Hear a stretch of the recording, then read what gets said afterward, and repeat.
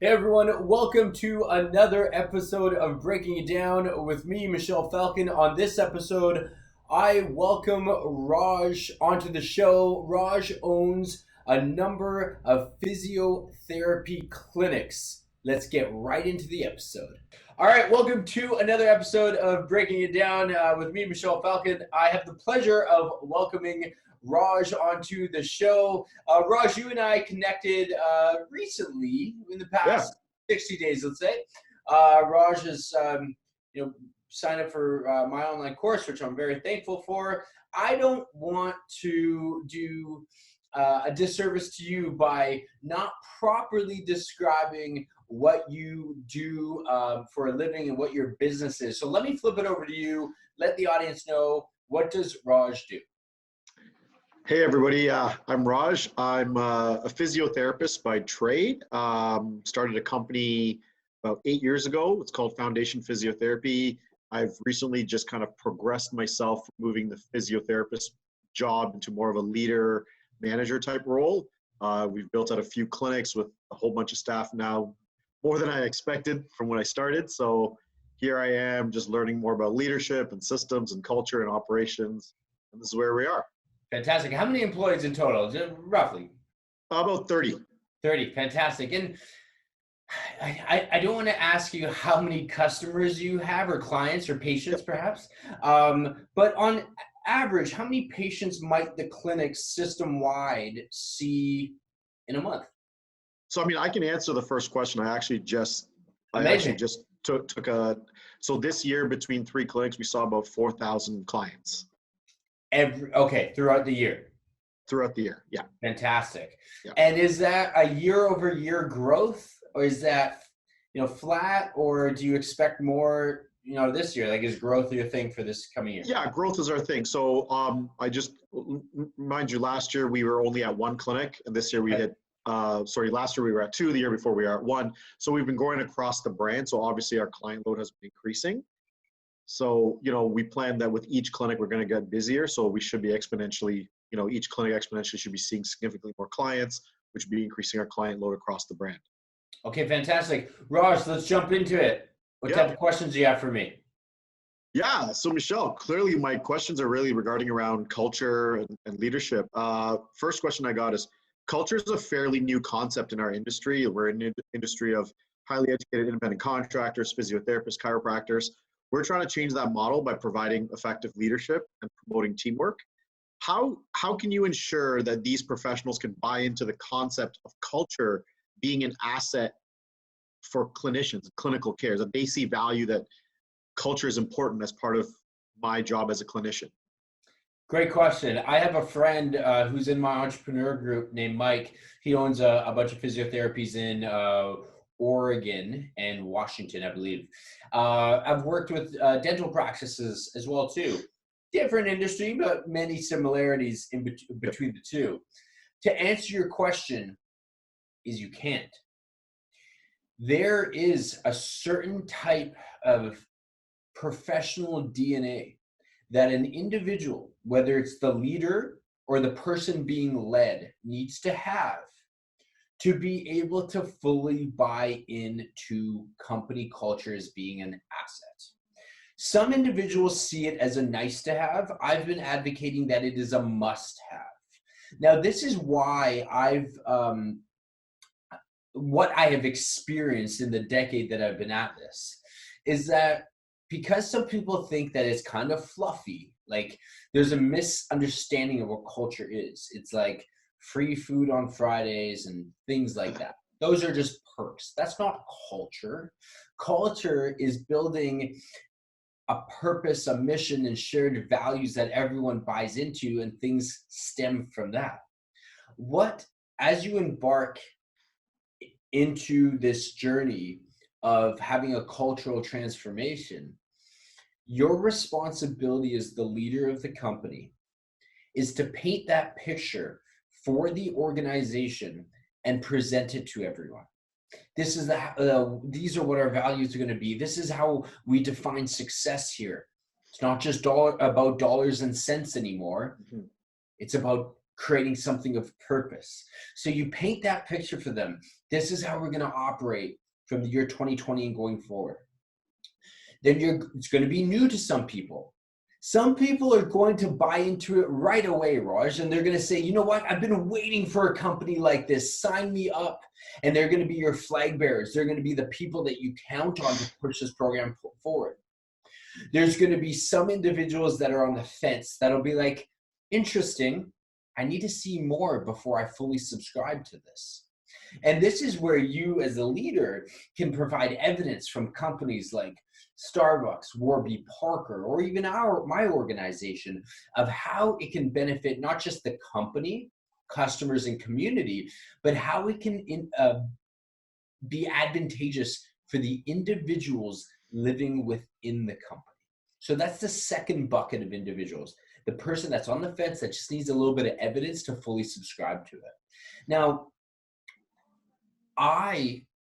working with 1-800-GOT-JUNK for 5 years, because they had a culture of learning, I was able to learn entrepreneurship within the organization, and that allowed me to be the entrepreneur I am today. So that is how the culture served me in a way. If I was to ask myself, what's in it for me?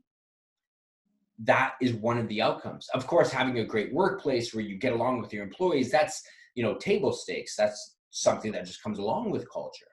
Now, the third group are the cynical people that will think it's fluff. They can't be converted.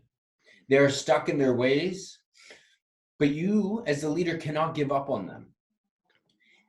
You hired them, or maybe you inherited them, but let's say you hired them.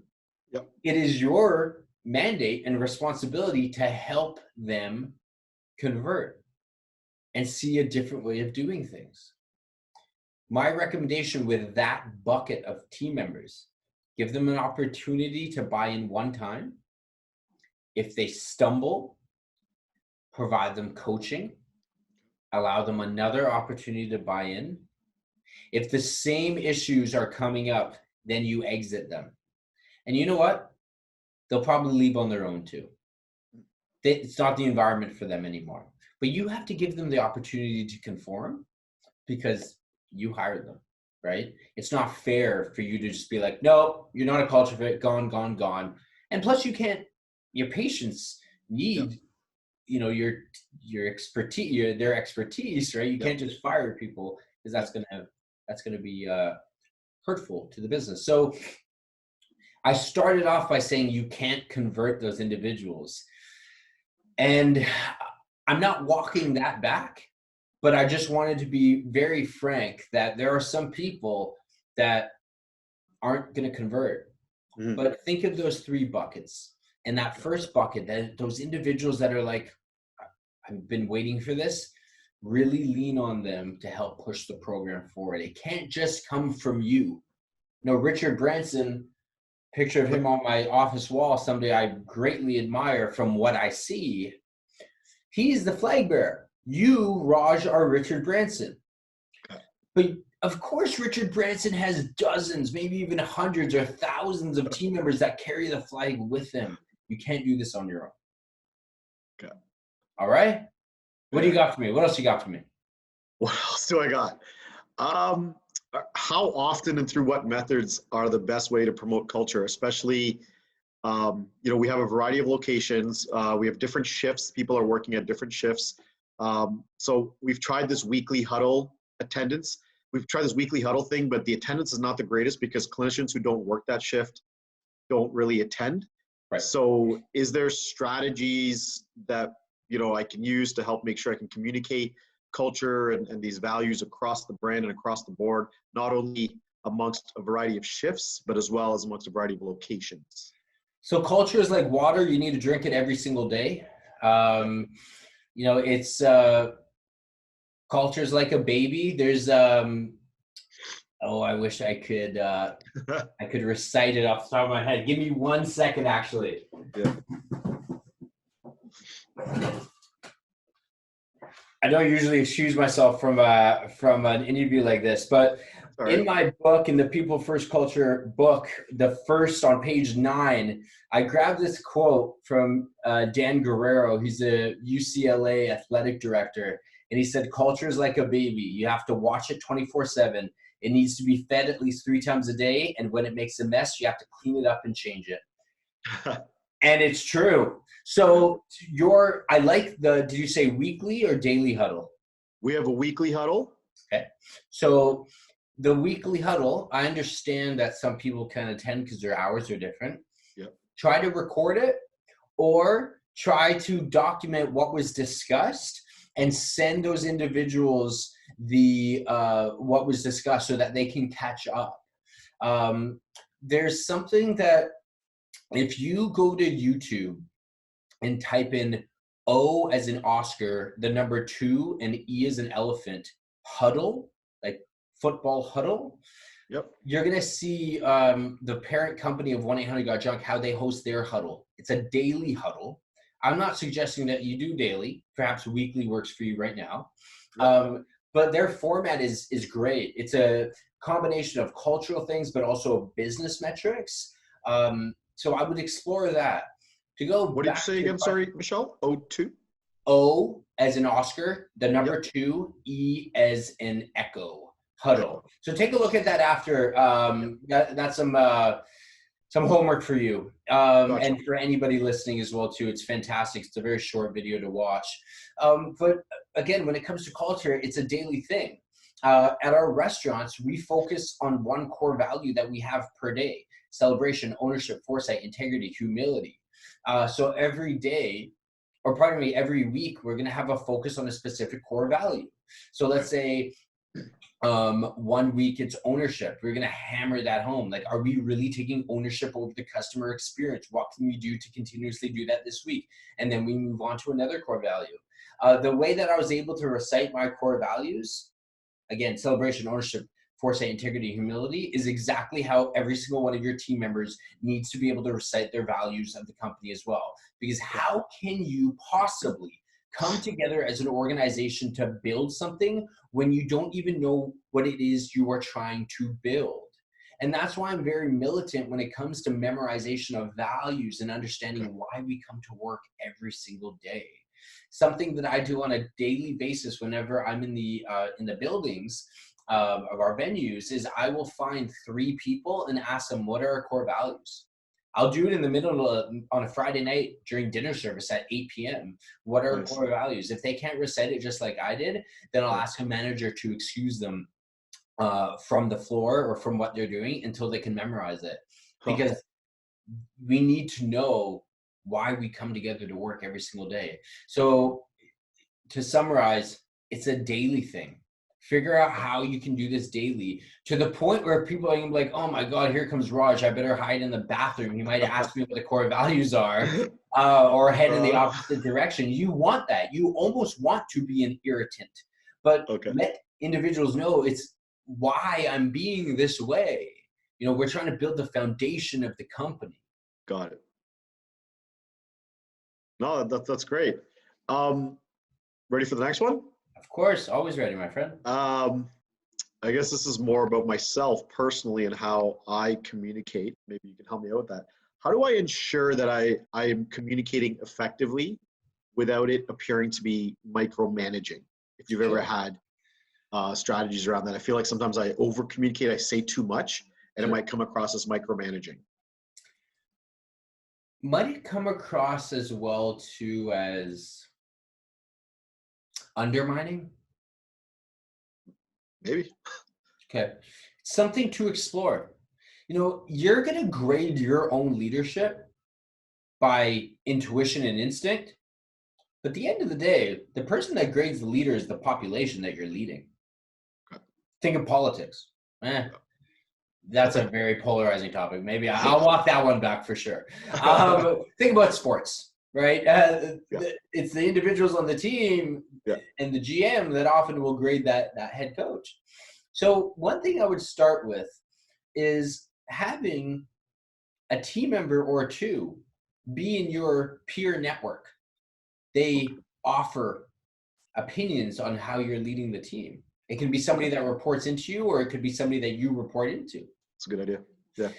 From there, and that's why I asked you, are some individuals being like, okay, Raj, we get it. You don't need to connect the dots for us. We can figure it out. I feel like you're kind of undermining me / micromanaging me. Micromanagement isn't a bad thing all of the time. Okay. And let me explain. When I embark on a new process or initiative that I have experience in and my team doesn't, I need to be there for a great percentage of time in the early stages to help them build it, to pass along my expertise. Might some individuals, might I get in the trenches with these individuals? Of course I'm going to. But there will be a point in time where I'm like, you know what? I'm good. I know that you understand this. I'm going to exit. Now you guys roll with this. So micromanagement, when it comes to an early part of an initiative or process, is not a bad thing. Just careful on how you might step on people's toes. Ensure that you allow people's insights and opinions along the way, right? Because again, you're the one that has the experience in said strategy or process or whatever.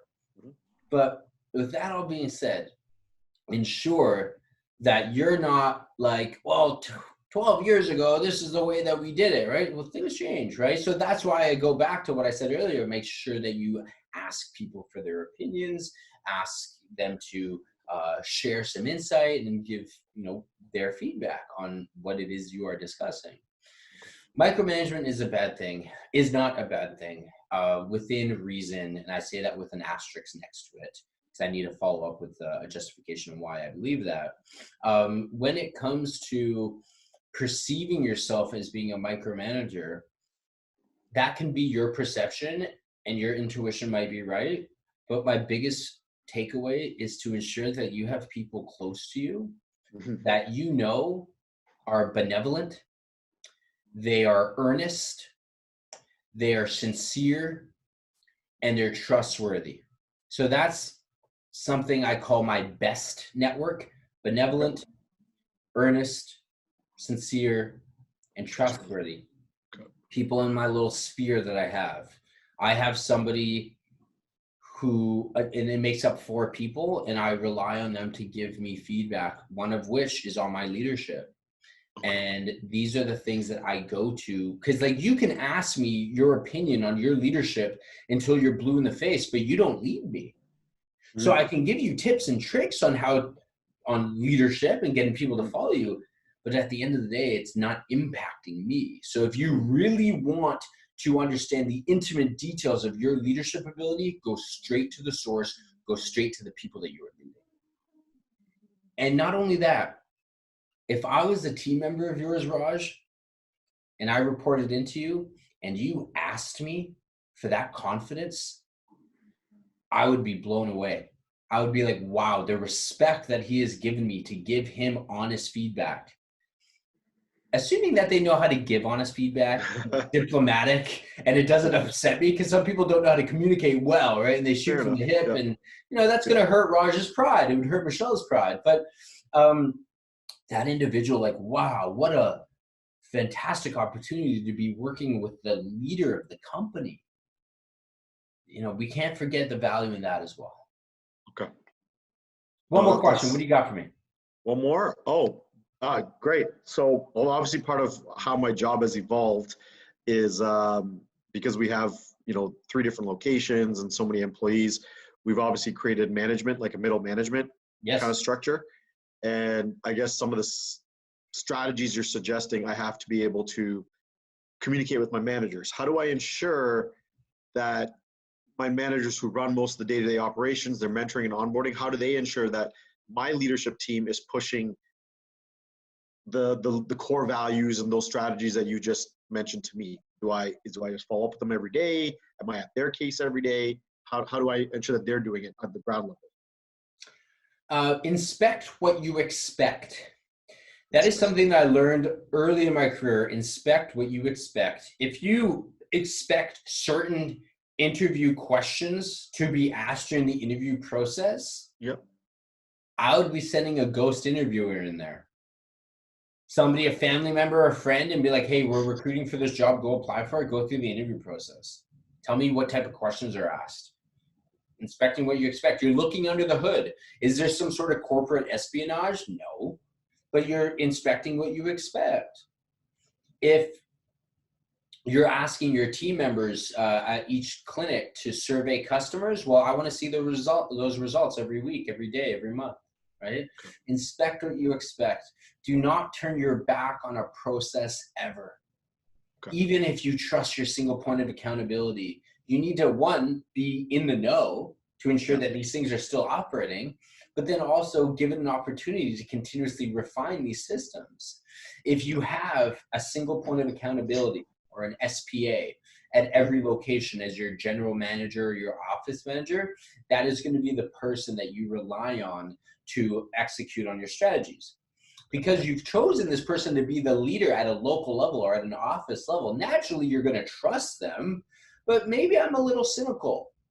I do trust them, but that doesn't mean that I'm not going to inspect what I expect, because sometimes people will burn you. Maybe they don't see the value in that thing that you've asked them to do as much as you do. And they say they do it for a couple of weeks, a couple of months, and then it dissipates. I've had that in my business. Our interview process wasn't being followed. And I found out about that at one of our locations because the conversation around we're making a couple bad hires. That's how the conversation started. Yep. We need to fix this. And I said, and then I got involved and I said, okay, well, walk me through the interview process. I was like, this isn't what we built. We don't need to fix it. We need to go back to what was working. Yep. And what happened is that people didn't follow the process. And you know what? Perhaps I will actually catch myself with my pants down right now because I didn't inspect what I expected for a period of time, and look what happened. Thankfully, we have the process to go back to because we built it and we can get the train back on the tracks. But the message and the answer to you, Raj, is inspect what you expect. Look under the hood, even if you trust them full-heartedly. So be a hard ass. Say that again? Be a hard ass. Yes and no, I hear you. But you're going to let your team members know, look, I'm going to look under the hood without your knowledge. Know that the reason I will do this is in good faith. It's not to micromanage. I just need to ensure that we are following our processes, and it's my quality assurance check. And I'm going to do it once a month, and you'll never know when I'm doing it. But then we'll sit down and we're going to review what I inspected. And then if you're following the process like I know you will, then we're going to celebrate together because you are a fantastic leader. Great. If I find out that, you've colored outside the lines and you're not following the process, we're going to have a conversation to understand why. Because maybe there's something I'm not seeing. And I'm going to give you the opportunity to talk to me about it. But between you and I, more often than not, there's no good reason. They just stop you. Raj, thank you so much for being a guest. I truly, it's definitely Friday afternoon. I truly appreciate you being on here today, signing up for the course, being an advocate of mine. You're in my inner circle now. If I can serve you in any way, anybody listening or watching, you're also in the club. So thank you so much. I'm going to link all your contact info below. If you need any physiotherapy services in the city of Toronto, or if you have any physiotherapy questions, regardless of where you are on the planet, Raj is your guy. Raj, thank you so much. Thanks, Michel. All right, take care. Bye. Thank you so much for watching this episode. If you want to be a guest on the Breaking It Down show, email me directly, connect with me on LinkedIn. We reference my People First Culture book. Go find it on Amazon. And another thing we reference in this episode with Raj is my online course called Team Operating System. Email me directly if you want more information, and I'll see you on the next episode.